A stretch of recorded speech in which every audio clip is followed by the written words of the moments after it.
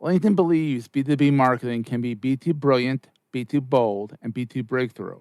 How? With a platform purpose-built to make B2B marketing mean more for your business. A platform with tools to help you build better relationships with your key customers, to boost your buyer's journey while building your brand. A platform with trusted data and lead generation you need to beat your KPIs, drive ROI, and stand out amongst the competition. And with the targeting tools on LinkedIn, you can reach your precise audience right down to their job title, company name, location, and more to make sure your ads are always seen by those who matter. So let's get ready to be too boldly go where no marketer has gone before, because LinkedIn is where B2B is everything it can be. Rethink your B2B marketing ads and get $100 credit on your next campaign. Go to linkedin.com/MPN to claim your credit. That's linkedin.com/MPN. Terms and conditions apply.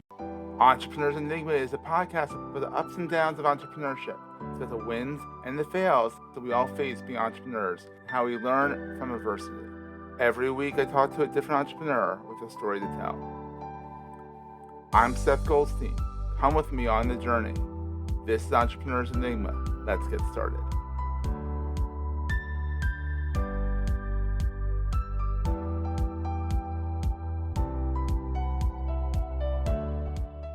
Hey everyone, welcome to another edition of the Entrepreneurs Enigma podcast.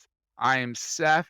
Today I am here with a local startup celebrity. He will deny that completely. He is Nucci. He is of Guru, which is it's like a wiki meets a knowledge base, which meets storage unit meets, how do you describe internal it? comms. Yes, I appreciate you asking. Yes, and Yeah, what is it? thanks for having me on. Yeah. You can think of like, here are the three big use cases, right? The first one is product enablement. So how do you get all the knowledge about the products you make, market, and sell to the people who need them, which generally is the customer facing organization, sales support, et cetera. Employee onboarding, offboarding. How do you make sure that people have a great experience when they join a new team? How do you make sure knowledge is retained as people leave teams and go into different roles? And then internal communication, and probably the one we see as much as any these days, which is how do you keep the broader company informed of the high signal information they need to know to do their job? So think of that as more of like top-down comms around our company strategies changing, new OKRs, what's going on in the macro economy, and how does it matter to our business, right? These are the kinds of things that leaders are desperately trying to get their now very much distributed teams to be able to understand, comprehend, et cetera. And make it findable. Because you can gather all this crap in a Google Drive file and call it a day. But I can tell you right now, someone who worked in corporate America and abused his email address to the nth degree, that no one could ever name Seth Goldstein could ever use that email address again. Because I send that for every newsletter, every ebook, because I only have to look at this between 9 and 5. And I made a big filter that anything that came had these words in it, just don't show it to me, because I didn't want to see this stuff later on. I want their giveaway. But the thing is, I put it in a Google Drive folder. I still have it to this day. But I can tell you right now, Google's good. Google, it's a search engine, so you should be able to search your stuff. But I've had the privilege of using Guru over at Pavilion, which is a membership community I'm part of. It's so much easier. You're better than Google, buddy. Well, thank you. I think the phrase that our customers use that really resonates with me, that they are lacking before Guru, is a source of truth. And to your point, there's more information than ever. Google's a fantastically useful work tool. But if you think of the hundreds of Google Docs presentation spreadsheets, which of those really need to be available to the entire team? And it's a very small percentage of that. So we are much more a dissemination, and to your point, a central place of access. It doesn't mean that you're not using Google Docs anymore. Of course you are, but you embed those in Guru. You embed Zoom recordings, Loom recordings, visual whiteboards, right? There's all these artifacts now that are getting created as teams are collaborating in different ways. That's a lot more than just text, right? Which was sort of the traditional wiki that existed long ago. Now it's like, we've got all this stuff. Our employees need to be centered on one source of truth that doesn't go stale, remains accurate, to your point, is easily findable, and we can drive people there through important company comms. Yes, yes, yes, exactly. That's really, I think, your framing is a better nuance of like the pain people really feel today, I think. Yeah. We're going to take a quick break, hear from our sponsors, and get right back to the show. LinkedIn believes B2B marketing can be B2 brilliant, B2 bold, and B2 breakthrough. How? With a platform purpose built to make B2B marketing mean more for your business. A platform with tools to help you build better relationships with your key customers, to boost your buyer's journey while building your brand. A platform with trusted data and lead generation you need to beat your KPIs, drive ROI, and stand out amongst the competition. And with the targeting tools on LinkedIn, you can reach your precise audience right down to their job title, company name, location, and more to make sure your ads are always seen by those who matter. So let's get ready to B2 boldly go where no marketer has gone before, because LinkedIn is where B2B is everything it can be. Rethink your B2B marketing ads and get $100 credits on your next campaign. Go to linkedin.com/MPN to claim your credit. That's linkedin.com/MPN. Terms and conditions apply. Oh my God, because there's so much knowledge out there. I mean, then once again, go back to the pavilion that has more knowledge that I think no one digs that deep into Guru at Pavilion, because it's so deep. It's like, you have this. Of course they have it. They have something for it, but Guru services it and it works really well and it's fantastic. Would you say your chief competitor is something like Notion? That you can, or is this more? But yours is actually more built out. I mean, whereas Notion is like a whiteboard kind of thing. Yes, and I mean, Notion is doing all-in-one productivity. ClickUp, I think, which is Notion's kind of biggest competitor, is doing sort of all-in-one productivity. We center very intentionally around those use cases you heard me talk about. We think that there must be this democratized access to information that employees need to do their job. And we think there is a real distinct need and set of capabilities. And so we go really deep into those areas that, people will broadly call like knowledge management, things like that, but it's really around creating that source of truth. So yes, we certainly overlap with products like Notion, definitely, but we tend to really do well when someone's trying to think about this kind of company-wide collaborative place to bring everyone together. I love it. And what I love even more is that it's a Philadelphia startup. It's not a New York startup. It's not a Silicon Valley startup. You're in Wynwood, for crying out loud. Anyone who doesn't know the geography of Philadelphia, that's the western suburbs. I'm in the northern suburbs.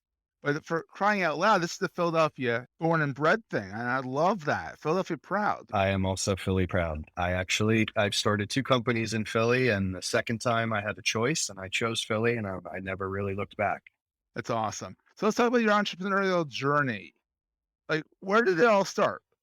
I love that question. Where did it all start? I was reading books one day at 8 years old. No, go ahead. Well, my parents were both entrepreneurs, which I do think kind of normalized it for me a little bit. But I was working at a software company in Philadelphia and was seeing the pain that our customers were having. This was Boomi, my first startup, around how to connect the product this software company sold to all the other systems in place. And that led to, I think we can solve this problem. And that led to myself and 2 other co-founders starting Boomi. And this was in 2000. And so, living through a lot of these economic ups and downs, sure. Oh my God, you really did. Well, like I started Boomi in 2000. We raised what was our biggest round of funding in 2008 as that market crash was happening. Oh my God, so you went from the bust to the banking. Wow.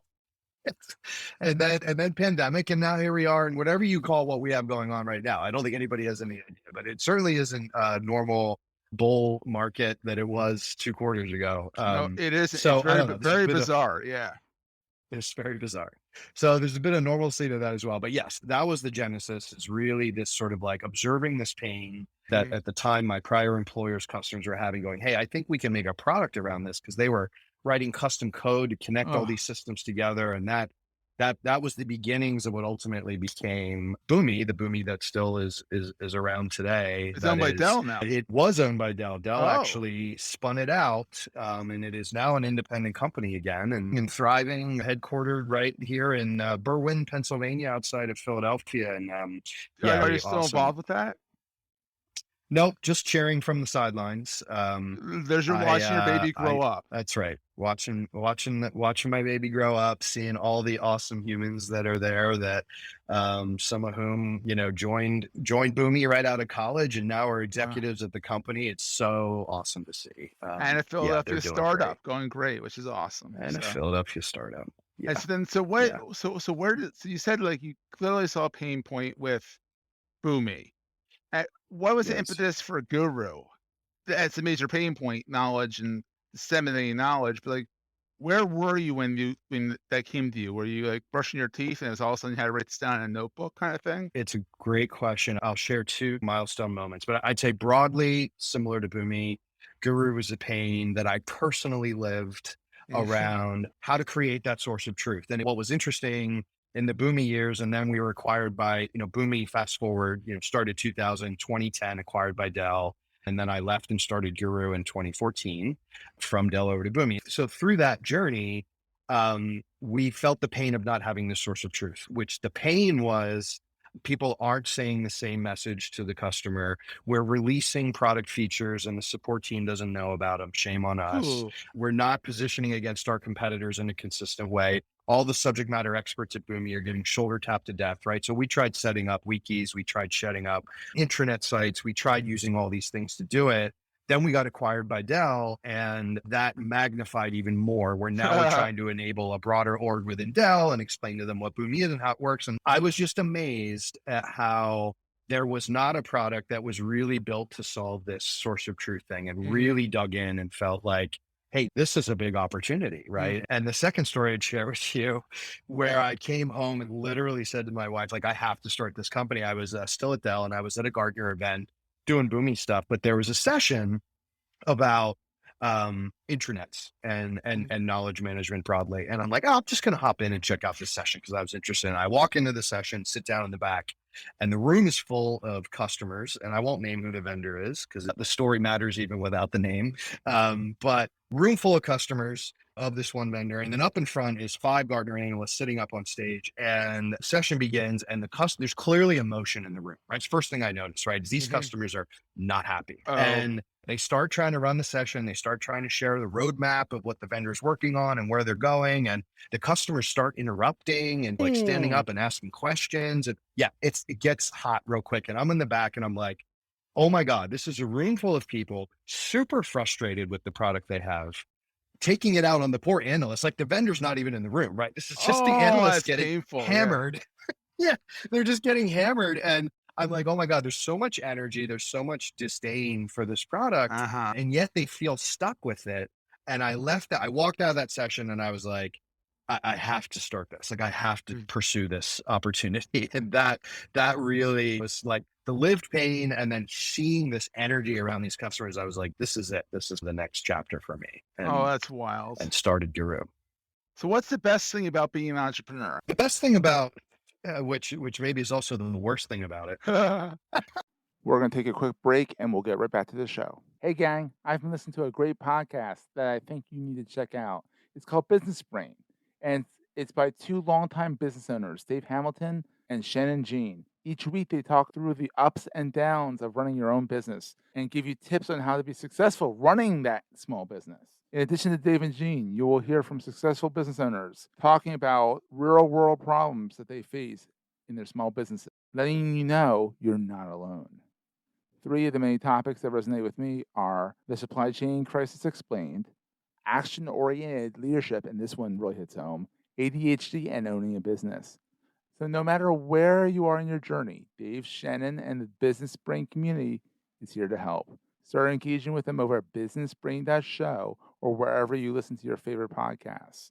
If you tell them I sent you, you'll get their book, We Love Mistakes, for free. Again, that's businessbrain.show or wherever you listen to your favorite podcasts. It usually is right. It usually is being able to bring a concept to life and being able to see that get validated by customers. And then it's not just like a Rick saying that about myself. It's the team that you build around the company and the product and align them around a culture and shared identity that shares in that celebration. And you can walk around the room or virtually walk around the room, whatever it might be, and you can feel the excitement that is, right? Like when a customer says, this matters, this is helping me work better, or because I rolled Guru out, I got a promotion at my company. That's why we do it, because there's plenty of downs as much as there are ups when you're on these journeys. Yeah.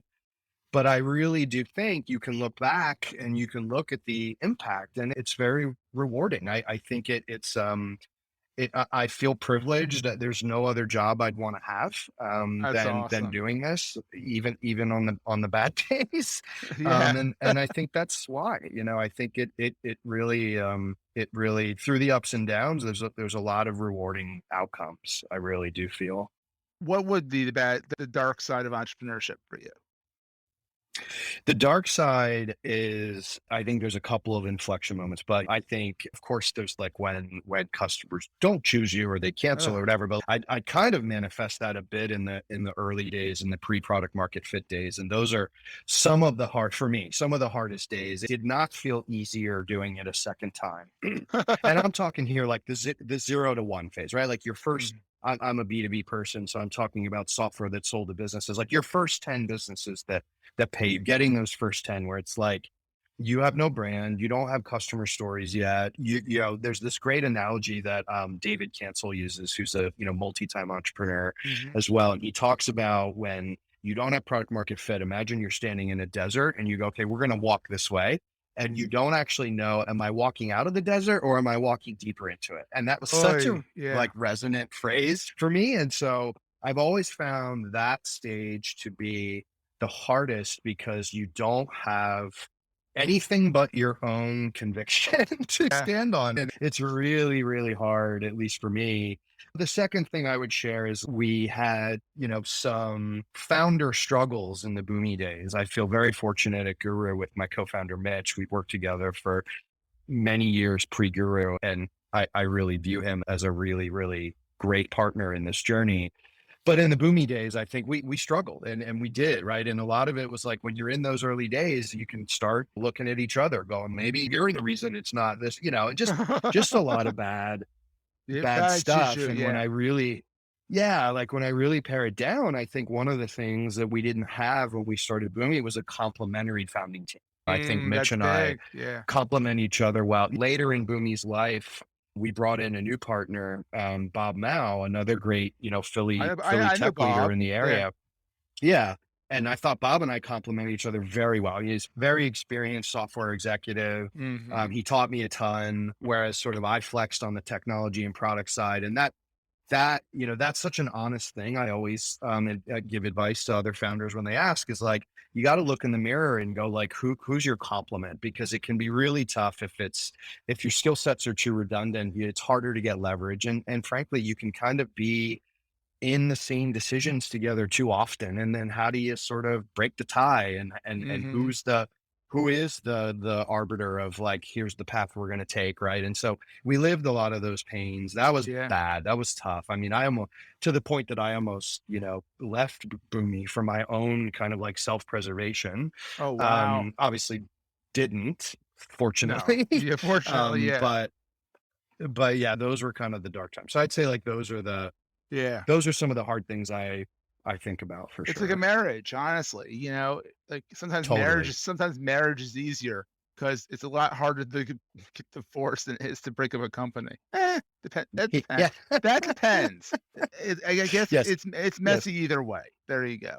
Messy, yeah. Things we hope to never do. Let's put it that way. Exactly. Having a business breakup or a personal breakup, either way. What is the most important thing to carry with you all the time? Self-awareness. Honestly, at this point, if I look back at the journey I've gone on, and when I think about the leadership team members that I've been lucky enough to work with, have hired into Guru or Boomi, folks where we've parted ways, self-awareness is a true north in all of that, right? Because it corrects so many ills. I think that you can learn skills. I tend to have high confidence in that personally, but also in others. I think investing in yourself and your self-awareness is important for not only your mental health and well-being, because boy, it can be real easy to get way too consumed by a startup. Oh my God. Also Yeah. But also self-awareness will lead to vulnerability. It will lead to you being more open about what you do and don't know. And it's powerful when you say you don't know something, whether it's your board, as long as they're a healthy board, whether it's your peers, whoever, like there's plenty of help. You can get expertise, you can get mentorship, but it's got to start with that self-awareness. And I'd say that has been, um, honestly, not dramatizing it, but kind of a transformation for me, in just investing more in learning what self-awareness means. And it's everything from, hiring a coach to help hold me accountable and Mm-hmm. help me explore some of those things. Scoring myself on the Enneagram, which Oh, was something wow. I was leery about, but once I got into it and understanding what Enneagram is and scoring myself, it took me down this rabbit hole of like, who am I and what triggers me and what do I do when I start, going into a bad place? And you read the Enneagram and you're like, that's me. They got me. And everyone's unique, right? But Yeah. Enneagram isn't overly prescriptive either. It's just a guidepost. So like tools like that, I think have been phenomenal. So yeah, I think for me, it's self-awareness. Oh, I love that answer. And it's amazing how those tools, how creepily accurate they are. Like, Yes. like the disc Yes. assessment I took, and I'm like, Yes. you should not be this good. It is worse than having robots take over. I'm like that's just It really disturbing. is. It's just disturbing. It And I really talked to is. my mom, who's a psychologist, and she's like, "Yeah, it's disturbing, but it's good." So, so Rick, where can people find you online? Where do you like to hang out? Twitter, which is just Rick Nucci, and our website, getguru.com. I do a good amount of blogging there as well. Those are probably the two places where I spend time and try to share thoughts and ideas. So, absolutely, and it's like getguru.com, right? Exactly. That's Exactly. awesome. And, are you still very active in PSL, or is that sort of kind of, you were the president of PSL, weren't you at one point? I was. Yes, I was. And I was on the board. It was a 5-year run. It was amazing. I met, such an amazing community. That's how we met, Yeah. through all the events and things that happen. I have truly valued it. I would say it's one of the things that I feel like is still in the process of coming back Mhm. post the pandemic. And obviously PSL remains incredibly active, but that sense of community just gets harder, from a in-person perspective. So It I think the is. events are coming back. It's happening more. I'm really happy about it. I miss it. But yeah, I am always happy to help, whether it's PSL, the, TechStars program that Mhm. Comcast has brought in as part of Lift Labs. That's now been running for several years. I think that's a great thing that's come in, Yeah. to Philadelphia. So I think there is lots more goodness in Philly. I think Philly has its best days ahead, Yeah. especially in a world where more and more people can choose where they want to live, not Yeah. based on where their job is, but based on where they want to live. Philly is a city that people come to and they tend to not know a whole lot about it. And by the time they leave, they're like, wait, this city has all these things I didn't realize were here. Why would I not just want to live here? So it has a Exactly. ton to offer, truly. It's why I've Yeah. long been an advocate. So I'm I love all Philly. about trying to help foster the community. Yeah. You Oh, Philly, I know you do too. yeah, Yeah. Philly, I do. Philly is a weird one, but a very good weird one. It's definitely a very weird city, but in the best way humanly Totally. possible. It's heck, we have the mummers for crying out loud. You can't get much more weirder than Yeah. the mummers. I like Yes, we do. that's more Philly than the freaking cheesesteak. It sure is. Yes. Rick, thanks for being on the show. I really appreciate this, and we'll see everyone next week. Thank you, Seth. That was a great show. Hey, if you're enjoying Entrepreneurs Enigma, please give us a review on the podcast directory of your choice. We're on all of them, and these reviews really help others find the show. Also, if you're getting value from the show and want to buy me a coffee, go to the show notes and click on the link to help me stay awake while I bring you more great episodes to your ears. That's in the show notes, and I look forward to the next episode. Take care, guys.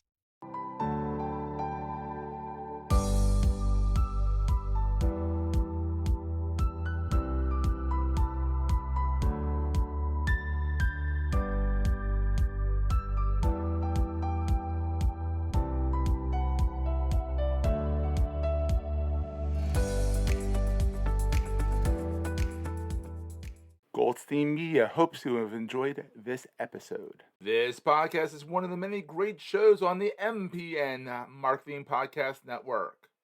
How can you change the world, build a company, or establish an industry if no one knows you exist?